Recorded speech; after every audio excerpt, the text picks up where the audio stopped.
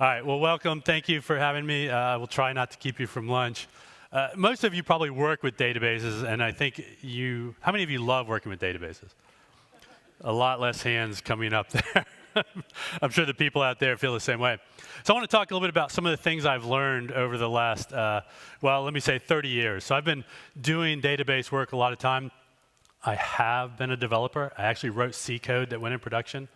I have been a sysadmin. I've actually configured a Cisco router from the command line. But I've mostly done database work throughout my career, big and small companies in a lot of different ways. And I've seen software built well and built poorly.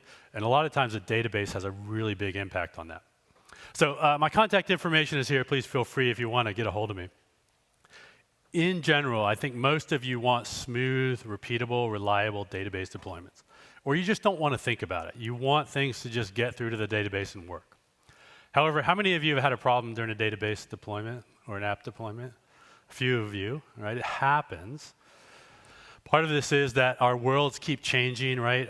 Z had a great talk there. We know that our application architectures get very complex. The database, however, because we maintain state, sometimes becomes a problem. And as the environment changes, sometimes we have things go wrong. Hopefully we learn things. Hopefully we learn to do things better. Unfortunately, as somebody that works in the database world, I see us often not getting better. But I will give you a few ideas of what we could do. The other thing I would say is I think tooling is extremely important in the database world. Many of you as developers use tools all the time. Many of you as sysadmins have tools, right, to manage Kubernetes or deploy to the cloud or any kind of thing. We really need that in the database space as well. I think we're very immature in the database world as far as tooling goes, but there are tools you can buy, tools you can download, tools you can build yourself. So let me talk about a few things we need to do. First, I want to say that there's fundamentally two ways of making changes in the database world. One is we could use kind of desired state configuration where we say, this is what I'd like the database to look like. This is what it looks like now, kind of figure out the changes, okay? Please don't do that. That causes a lot of problems. What we really want is a migrations framework that evolves the database across time. Okay? I tend to work with Flyway a lot. There is a free version as well. There are pay versions. But the key point of any migrations framework is I should be able to manage a series of scripts in a chronological fashion because the order of changes matters in the database world. Unlike the application world where I take a bunch of code and I throw it at a compiler and the compiler sorts that out, the databases don't do that for me. So I need to manage chronology in how I deploy scripts and also across deployments. There are plenty of frameworks out there. There's a ton of them. You know, Rails, Ruby has its own migration framework. Entity Framework is probably something some of you use. There's tons of free and open source ones, but they should allow me to manage chronology across targets and across time. All right, so let me start with the first thing. How many of you do feature flagging? How many of you aren't going to raise your hand for any question I ask?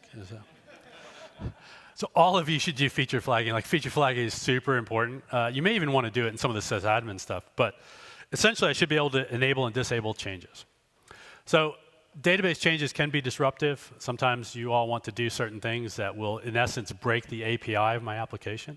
Right? My table or my view or my function is an API, and if I change that, I often break things. Okay? Often we make some of these changes, they're not backwards compatible, they do cause problems, they break applications, which some of you know. And we also have to maintain state as we're making these changes. Because if I get to drop tables and recreate them, my life is really easy, but my customers don't like that much at all. The other thing is that we often have to deploy an application and a database separately. Right? They could be very closely linked, but they still are separate, and we may take time to do that. And during that time, I may be breaking things.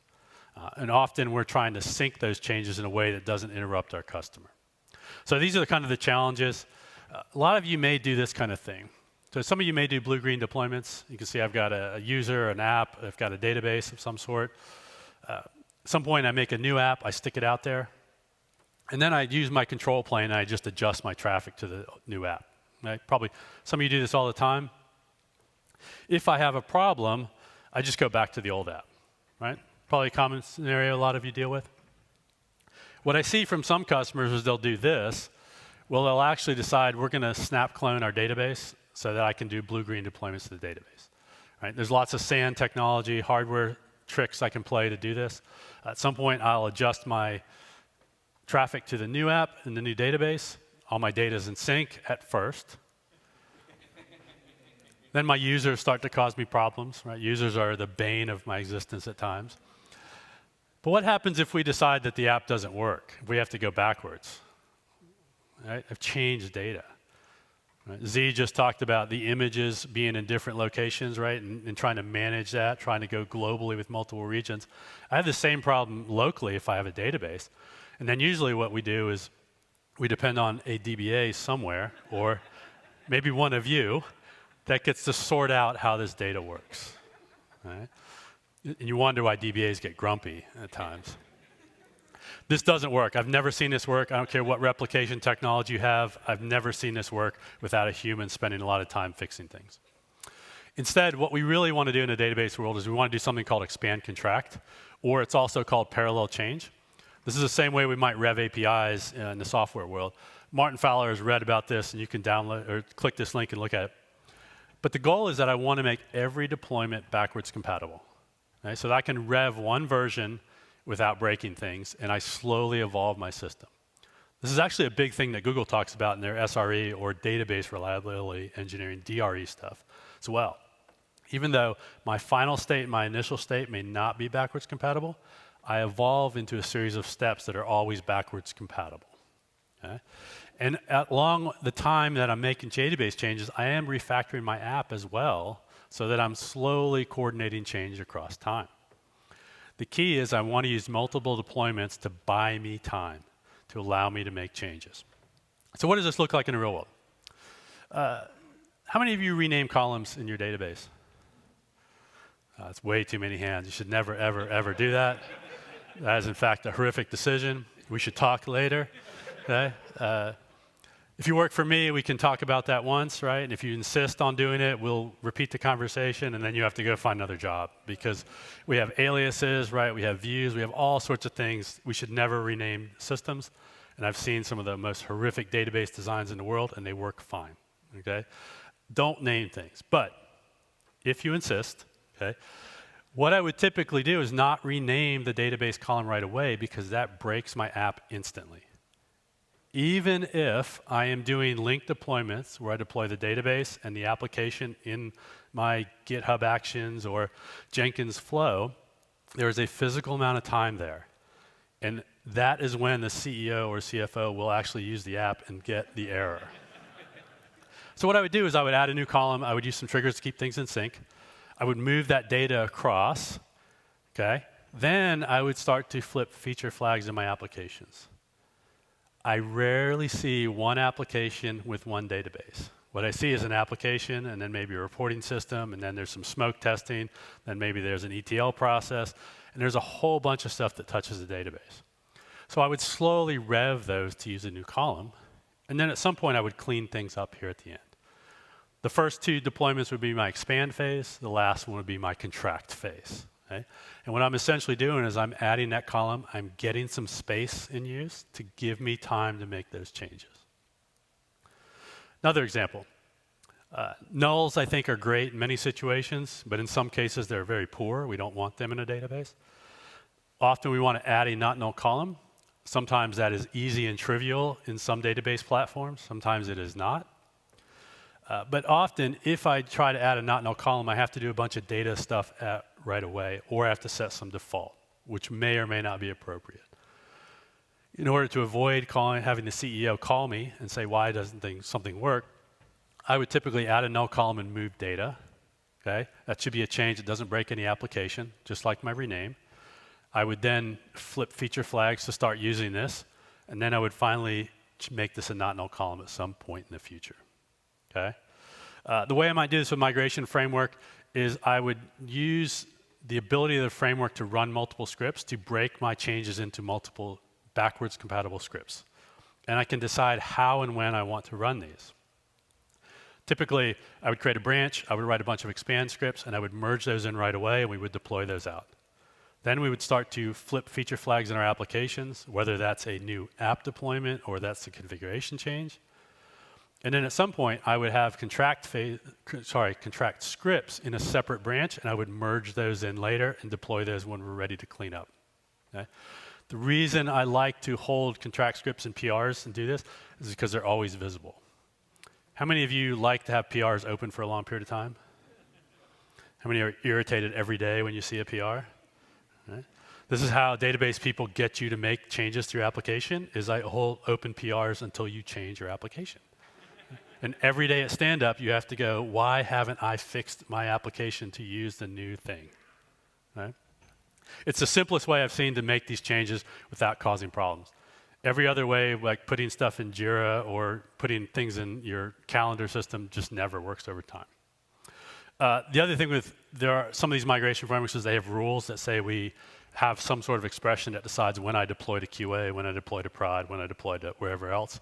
You can use that kind of rule-based system to go, let's make sure we deploy this to QA now, but we're not going to deploy to production later on. All right. Things go wrong. Right? I'm sure all of you have experienced these things. Probably some of you have had those pajares you've carried on your belt in the past. I know I used to carry that exact thing. Mine always went off at 2 a.m. though. We also make mistakes. We deploy broken code. I'm sure some of you have deployed broken code. I won't survey you. Maybe unintentional. Maybe some of you, like in the runtime languages, you tested your great, amazing code, and then you decided you were going to add one little comment and commit it. Has anybody ever done that and then submit it? Probably had some database people do that as well. They built a great script, they tested it, and then they went, I should probably fix one thing, and then I'm going to save it and send it off. Stuff will happen. What I find often is we don't find problems when we deploy stuff. Right? Today at 11:30, we probably do amazing deployments. What happens is the person that asked us to do deployment was out sick today, and they come in tomorrow morning at 9 a.m. and they call us and say, I think your thing is broken. It's not adding up correctly. Okay? Those things are what happens in the real world a lot of times. Modern CI/CD systems mean a lot of you build great software, it compiles, it gets deployed great, but sometimes the customer didn't tell you the correct thing, or they didn't describe it, or maybe you just made a mistake. So we can roll forward and patch our systems, or we can roll back. Now in the database world, we can't really roll back because like an accounting system, once I've made a change, it's there. What I can do is add reversing transactions, but those are problematic as well. The way that I deal with these and the way that I see work really well with customers is, first of all, we have a ton of alerting in place. I know observability is a big thing. I know a lot of people look things, but I want to know when I've changed the state of my system and what's happening, because that often tells me very quickly what things are changing and what the impact of my changes are before customers can tell me what's going on. A lot of times I can start to see an increase in errors or a decrease in errors, right? Maybe I've broken functionality just stops working, and I expected a certain number of errors. Or I see the changing behavior of systems. I might see more compute going. I might see more IOPS in storage. Those things help me to figure out where I potentially have a problem before I get a pager call, or these days a phone call, right? A lot of times when I do this stuff, I need to have lots of logs handy. So when I'm making software changes, I'm often working with you full stack developers, but it's the operations people that have to get those logs to you so you can see what potentially is wrong. And I want to make sure we have source code handy. I think it's really important for production people to know how to search through source code to help developers figure out what change we've made and where there's a problem. I can often look through logs and see the commits that were included in some sort of change and determine if this is a potential problem for me. Okay. The other thing is I want to always evaluate the risk of data loss. As a data person, I'm really careful with data because I know if it's gone, it's gone. Right? If you correct an image, it's gone. So I want to be really careful. And I want to think through what I'm going to do. So I say slow is fast and fast is slow is because when I'm trying to make changes, I see too many people that want to be heroes. They're like, oh, I know what's wrong exactly. I'm going to type this thing. And they don't always see the full picture. It's good for me to talk through it with somebody else to sanity check what I'm thinking, and they can just go, Steve, I think you forgot this piece, right? Or make sure you save the data before you patch the patch, right? Or because I don't want to patch the patch that I patched, right? Which is I've done multiple times before. Right? So talk through things with somebody else. Even if they're not an expert in the data space, just tell them, I'm going to take these steps, because they can often logically say, hey, are you following the things you need to do? All right. In terms of migration frameworks, a lot of them have an undo feature where I can pre-write scripts that would reverse the transactions or reverse the changes I've made. Okay? I think these are fantastic. It's worth gaming out those. I used to write scripts for every change, and I find that useless because most of the time, A, we don't have problems, and then B, we're not going to undo things. We're going to just patch it, hopefully correctly. But there are certain changes, right? There are changes that make this ring right away. Like if I touch the order table, this thing will ring if I break it. So those changes, I usually pre-write something. I then test that in QA. So I would deploy to QA. I would let QA do their thing. And then I would deploy the undo to see, did I actually undo the thing I thought I would do? Okay? I have some customers that go, the script executes successfully, and they're like, fantastic, life is great. Okay? The thing is, when I write an undo script, I may or may not actually get back to the state. Right? Script execution is not a measure of success. Hopefully you all know that in the data world. Okay? Just like compilation does not mean your application works. Right? It's a very low bar. It is a bar, but it is a low bar. So please, if you're going to test undo or reversing transactions, test that the state is back to what you think it is. Right? The other thing for you sysadmin people, or maybe even you full stack people, use a separate pipeline for rolling stuff back. I see some people throw the same changes through the forward pipeline. I don't ever want to confuse anybody. Now, you all are here at DevOps Days. You're probably high performers. You're probably really good at your jobs. How many of you trust every other person in your job to deploy a rollback in your organization? Right? The big thing I talk with customers about these days is, when I hire the next person, are they going to be above the average, or are they going to be below the average? If I undo something, it has to survive the below average person. So I always have a separate pipeline. Right? It just makes it very clear when we've decided we've made a mistake and we are going to fix something, as opposed to pushing forward new features.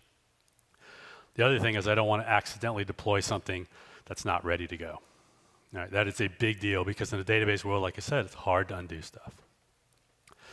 All right, my third item. So the real world is very chaotic. These days, most of us work in teams, and we may have multiple teams building software. Often we may have like one database team, but I may have multiple application teams I deal with. So if I have a team on this side of the room that's doing work A, and a team here doing work B, and a team here doing work C, we may actually finish that work and commit it, right? A, B, and C.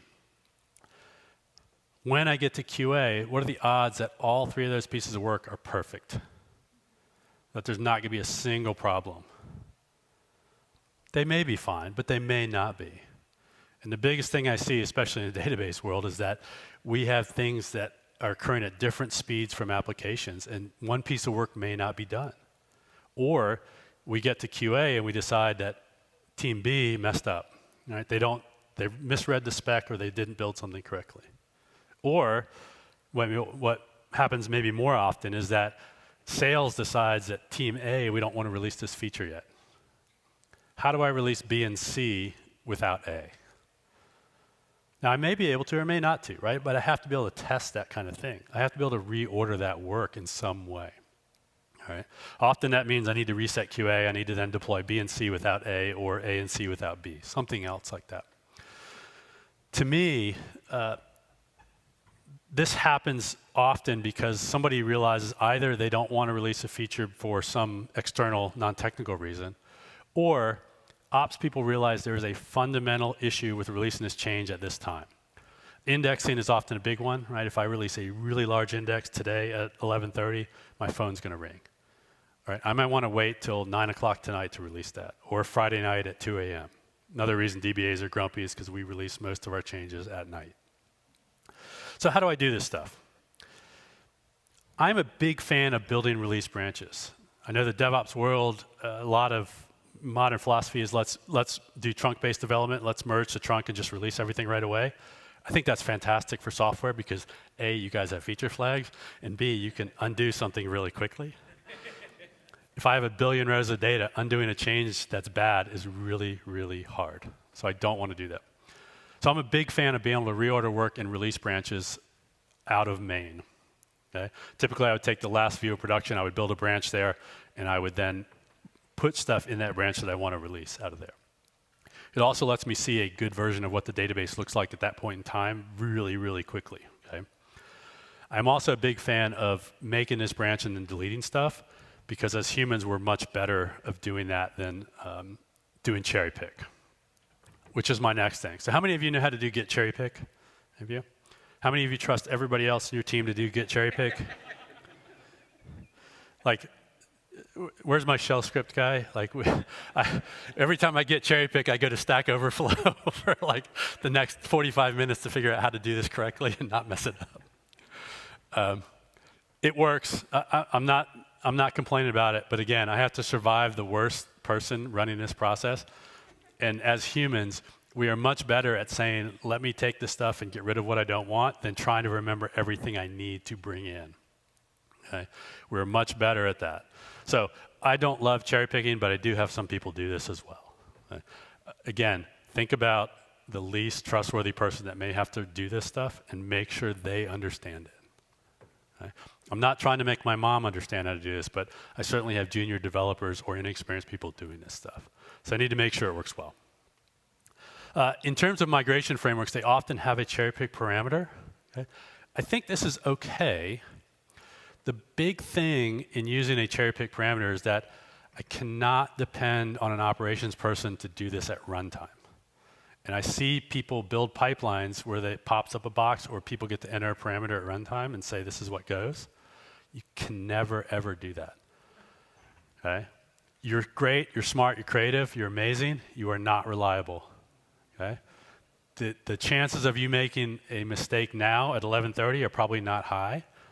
But what about Friday at 4:52? All right? And we're in a hurry to make a release. Anything that gets released production should always go through a peer review process. And once we leave development and goes to version control, you never, ever, ever change code. You don't get to change your Terraform stuff. You don't get to change your C# or Python or Java stuff. You don't get to change any database stuff. All right? Everything gets put into version control so we can see it. At least one other pair of eyes looks at it to make sure that I haven't done anything stupid, and then we release it that way. Okay? So if you do want to use some sort of cherry picking in a migrations framework, make sure that it is peer reviewed. All right? We are not trusting humans to do this. All right, so observability. I'm not sure what to think of observability. It's become a hot topic in DevOps in the last year or so. This definition is, it feels like new Linux, right? Like it's using itself to kind of define what it is a little bit. In essence, what I've seen is that it's trying to say, I want to understand all the eventing that's happening in my system, and I want to improve the efficiency of my system by being able to look at the flow of events across all your microservices or clouds or routers or applications or whatever else it is, okay? It's different than monitoring in many ways, but the goal is really to find root causes to performance type issues, okay? The big things I would say is that as we do deployments, especially databases, it's important that I log out all the things that are happening, including how much data has changed. Maybe not the details, but I should know I touched this table, I changed 12 rows. I touched that other table, I changed 1 billion rows. I should have some idea of the impact of my changes. And I should be able to correlate that back to whatever monitoring or observability platform I have. Right? Because the key thing is I want to find problems quickly, or I want to be proactively finding them. I also should be able to turn on activity logging in my database or turn it up. So in SQL Server, we have extended events. In Oracle, we have trace, right? Postgres, MySQL, ArangoDB, whatever it is, right? I should be able to trace what's happening from a user perspective so that I can figure out if I've broken something or not. Often having a developer, a DBA, or operations person kind of look through that to see if I'm still flowing as quickly as I want helps me figure things out. There are a lot of logging things in the database. People log to tables. Fantastic. Please be able to export that to text so that I can correlate stuff together. I think having CLI tools or something that allows me to correlate a bunch of log information is really important. as well as using structured logs more than just writing out text. Like I was talking to somebody earlier, right? Like grep is great. Like I've used grep for years, but it's such a pain to work with at times because I'm parsing text. The PowerShell thing where I can work with objects really is much better. It really is cleaner to do stuff. But having structured logs enable me to do that kind of stuff as well. Okay? And you should build some skills here in how I pull data together. Like don't wait until your pager goes off at 2 a.m. or 4 a.m. to figure out how do I correlate logs together. Like practice doing some of that stuff early on. That's a good way to test, have I improved the system in some way? Okay? In terms of migration frameworks, most of them just log the standard out, but you should understand, how do I turn that up or down, and also the difference between exit and error codes. Like those are two different things in the world. You should know that kind of stuff. You should also have some sort of reporting that comes back that says this is the summary of all the changes we made. Like I'm not a big fan of big bang deployments, but that's kind of what a lot of database people do. However, at least have a human readable list that says these are the changes I've made. Because looking through 1,000 lines of SQL code is really hard and annoying, and you're just going to miss things. Right? You will miss things in there. All right, so let me summarize with a few best practices, and we'll head out and go to lunch. You're all DevOps people. You should realize that humans are amazing and they're creative, and they suck at doing things over and over and over again. And they don't want to do them, right? It's just not a good part of our job, right? The reason we have this DevOps thing is we want to drive automation. We want to solve the problem once, and we have the computer do it 1,000 times. So as much as possible, remove humans from your process. It's not always possible. Don't, sometimes the 80-20 rule is here. Don't spend 80% of your time trying to remove the last 20% of things humans do. Just like in the Ignite talk yesterday for automation, it's okay to have manual processes. Sometimes they make some sense. In the database world, I would always have at least a human review things. Right? They don't get to change what's going to happen, but they get to say yes or no, just to make sure that from an operations standpoint, my database deployment is not going to break things. Okay? And then, like I said, please don't ever type anything in a deployment. Right? You should be able to do deployments with one finger. I just press a button that says go. Right? Whether that's left arrow or enter or touch screen, that's it. I don't type anything ever. Practice deployments. Most people I know, they don't like doing database deployments. They get scared of doing database deployments, so they do less database deployments, and they stack changes together. If I'm trying to figure out what the impact of something is in my system, should I change one setting or should I change 100 settings? What are the odds I'll remember what 12 things I did and undo them? How many of you have changed a setting and then changed another setting and it works, and you don't undo the first setting? All of you have done it. You're all lying, or at least most of you. I do that. If you want to get better at something, practice it. Okay? We know that. That's a human thing, right? You want to get better at cooking, cook. You want to get better at playing volleyball, play volleyball. You want to get better at doing deployments, do deployments. I've seen so many customers that have gone from doing database deployments once a quarter to once a week, and they're so much happier because they have tremendous confidence in the process. They know it's going to be smooth things, that we're going to connect to the right machines. We've got automation in place. We're not going to make mistakes. Okay? I actually have customers that they don't always have database changes. Right? Some weeks we have just app changes. They will do maintenance. They will do DBA maintenance. Or they will send through a dummy thing that says, I just want to verify that the credentials still work to connect to the database. Or that this thing goes to all the different federations or shards I have. Right? I just want to do this stuff. And again, if you have multiple pipelines, test them all. Like send a dummy procedure through and then undo it and make sure it actually comes off. I don't know if any of you do smoke tests. I know a lot of you are full stack developers, but for us operations people, right, when I make a change, I often want to smoke test to make sure that something still works. Okay? You don't have to test everything, but you should test the things that will make your phone ring, like that will get somebody upset if they don't work. If I'm doing a deployment and I know that I have to be able to upload images, I should actually just kind of test the image uploader before I turn the change live. Okay? You should have this automated so at least I know very quickly if I've broken something immediately that's critical. Right? There's lots of ways to do this. There's lots of frameworks for testing out there, but please kind of do these things. Do it in your application, do it in your database. Just make sure certain things work all the time. The other thing is you're going to make mistakes. Things are going to go wrong at times. You should go back and try to understand why they went wrong. Right? Was it a human error thing, or was it just a simple mistake? Probably some of you have worked for the person that says, we're going to make sure this never happens again, right? Does that ever work? Never works, right? Never works. But what we can do is try to reduce the chances of things, and we can educate others so that they don't make the same mistake I just did. So retrospectives are good for encouraging learning in your team and going, hey, as a team, right, even though Steve did it, let's not do this thing again, right? Let's not forget to make this mistake. There are lots of patterns and anti-patterns that help you get better or worse at building software. Same thing for making database changes. So talk about those as a team and go, this pattern works really well for us, this pattern does not, and work on those. And then the last big thing I have is probably for the managers out there. I won't ask you to raise your hands, but a lot of this stuff that helps us get better comes from support of management to do things. So the biggest one I can tell you is to separate the deployment of code from the release of code to customers. Okay? Deployment means I move bits around, I change something. Release means the customer can actually see the effects of what happened. Even if you gave me 5 minutes after a database release before you turned it on, that would help me solve a lot of silly, stupid things that happen. All right? The biggest thing you can do is actually dark deploy a lot of database changes. I should be able to make some of those changes, those examples I had, without the customer ever knowing. I should be able to deploy a rename today, and we don't turn that on for customers for 2 weeks. If you can separate these out, it works really, really well. But it's a cultural and it's a mindset shift, and management has to agree. We will make some changes, and we will turn them live for customers later. Some of you probably do this already because you beta test stuff, right? I use feature flags. I flip it on for certain people and not others.